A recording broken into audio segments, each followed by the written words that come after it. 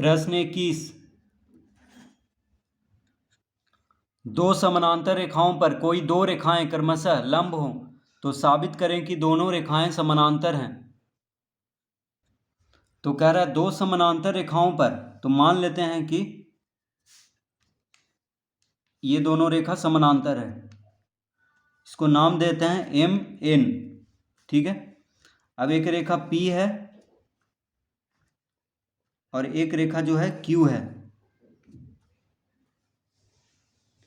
ये P है, ये Q है। तो P जो है M पे लंब है, P लंब है M पे, और Q जो लंब है N पे है, Q लंब है N पे। ठीक है। P लंब है M पे, P रेखा जो है M पे लंब है, और Q रेखा जो है N पे लंब है। ठीक है, ये दिया हुआ है। अब मान लेते हैं इस कोण को हम कोण 1 कहेंगे, इस कोण को कोण 2 और इस कोण को कोण 3। तो कोण 1, ये जो कोण है इसको हम कोण 1 कहेंगे, इसको हम कोण 2 कहेंगे और इसको हम कोण 3 कहेंगे। ठीक है, इसको लिख लेते हैं, कोण 1, कोण 2, कोण 3। तो क्या क्या दिया हुआ है कि M समानांतर है N, और P जो है M पे लंब है, Q रेखा, एक रेखा M पे लंब है और दूसरा रेखा जो है दूसरा समानांतर रेखा पे लंब है, यानी Q जो है N पे लंब है, P जो है M पे लंब है। ठीक है, इस तरह ये दिया हुआ है। तो यहाँ पे लिखेंगे दिया है, क्या क्या दिया हुआ है, दिया है कि M समानांतर N, कॉमा P लंब है M पे, कॉमा Q लंब है N पे। ठीक है, M किसके समानांतर है, N के समानांतर है, P M पे लंब है, Q N पे लंब है। इस तरह लिख लेंगे।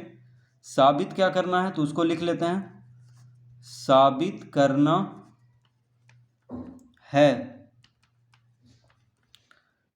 कि P समानांतर होगा Q के। क्या साबित करना है, P समानांतर Q। साबित करना है कि P समानांतर होगा Q के। ये जो P है ये Q के समानांतर होगा, ये साबित करना है। तो लिखेंगे प्रमाण, प्रमाण में लिखेंगे चूंकि M समानांतर है N के, M किसके समानांतर है, N के समानांतर है, अतः कोण 1 प्लस कोण 2 बराबर 180 डिग्री। जब M N के समानांतर है तो देखिए M जो है N के समानांतर है, M किसके समानांतर है, N के, तो कोण 1 और कोण 2 180 डिग्री होगा। ठीक है, क्यों होगा, क्योंकि ये दोनों कोण क्या बना रहा है, सह अंतः कोण है, क्योंकि M और N समानांतर है और ये तिर्यक रेखा है, तो कोण 1 और कोण 2 का जोड़ 180 डिग्री होगा। तो यहाँ पे लिखेंगे सह अंतः कोण,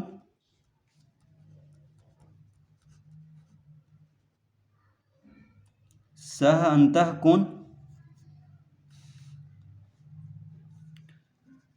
अब यहाँ पे लिखेंगे या कोण 1 बराबर कितना है 90 डिग्री, 90 डिग्री जोड़ कोण 2 बराबर 180 डिग्री हो जाएगा।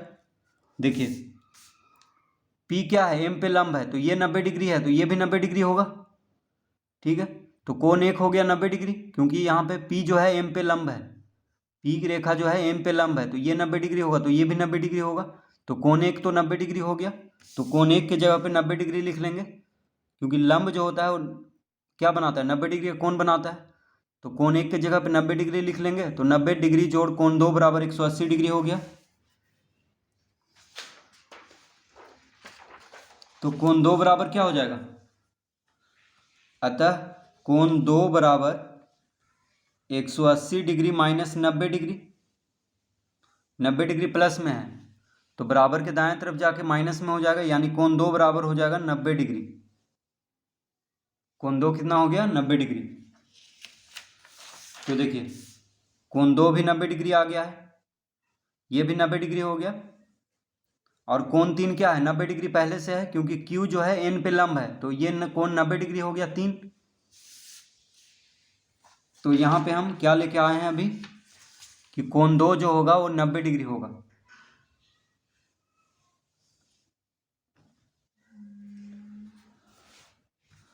तो अब लिखेंगे अतः कोण 2 बराबर कोण 3 बराबर 90 डिग्री। चूंकि Q लंब है N पे, तो Q जब N पे लंब है तो कोण 3 भी 90 डिग्री होगा, ठीक है। और कोण 2 कितना आया है, 90 डिग्री, तो यानी कोण 2 और कोण 3 बराबर हो जाएगा। कोण 2 बराबर कोण 3 बराबर 90 डिग्री। अतः कोण 2 प्लस कोण 3 बराबर क्या हो जाएगा, 90 डिग्री जोड़ 90 डिग्री। देखिए जब कोण 2 भी 90 डिग्री है और कोण 3 भी 90 डिग्री है, तो दोनों को जोड़ देंगे तो 90 90 क्या हो जाएगा, 180 डिग्री। यानी कोण 2 प्लस कोण 3 बराबर 180 डिग्री हो जाएगा। तो कोण 2 प्लस कोण 3 बराबर क्या हो गया, 180 डिग्री, ये कोण और ये कोण, ठीक है। लेकिन ये तो सह अंत कोण बना रहा है, क्योंकि देखिए P और Q रेखा है उसके, देखिए ये दोनों कोण क्या बना रहा है, सह अंत कोण। तो सह अंत कोण का जोड़ 180 डिग्री होता है। इसका मतलब P और Q क्या होगा, समानांतर होगा। तो हम लिखेंगे लेकिन कोण 2 और कोण 3 तो सह